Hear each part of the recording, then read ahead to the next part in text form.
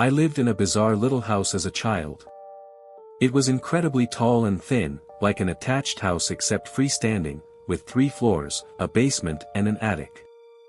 It was full of quirks, such as 2 fully functional fireplaces, a shower stall in the center of the basement, a backyard so small that you could not take 5 paces without hitting the fence, and an old-timey rope-pulled dumbwaiter that led from the kitchen to my bedroom.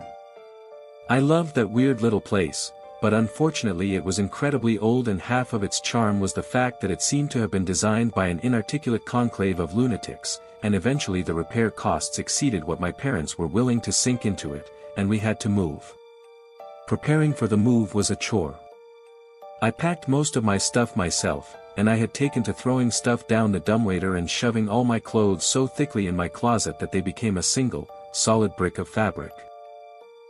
While clearing that closet out, in fact, I came across a feature I hadn't noticed before, an attic entrance in the roof. Being an adventurous kid, I opened her up, stood on the clothes brick, and began my first and last exploration into the topmost part of our weird little house. The first thing I noticed was that it wasn't as dark as it should have been. The place was strung with old, red Christmas lights which still burned with leftover incandescence, and a dozen little cracks and holes peeped down into all the bedrooms below. The second thing I noticed was that the place was set up for habitation. The insulation was plasticked away, there was an old gurney piled with sleeping bags and sheets, and a rusted mint green refrigerator which still worked when I tested it. The third thing was the bones. There were a lot of bones. I was a kid at the time, with a limited understanding of anatomy, but there were bones of all types heaped into a series of piles around the center of the attic.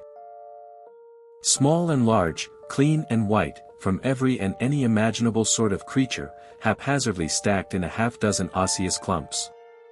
2 of them were blackened, as if someone had tried to burn them, and the walls nearest those blackened piles were scrawled in dark bone-char messages. Mostly they were just smears, but the word "sorry" appeared more than once. That room had been sitting over my head, for 8 years, while I slept.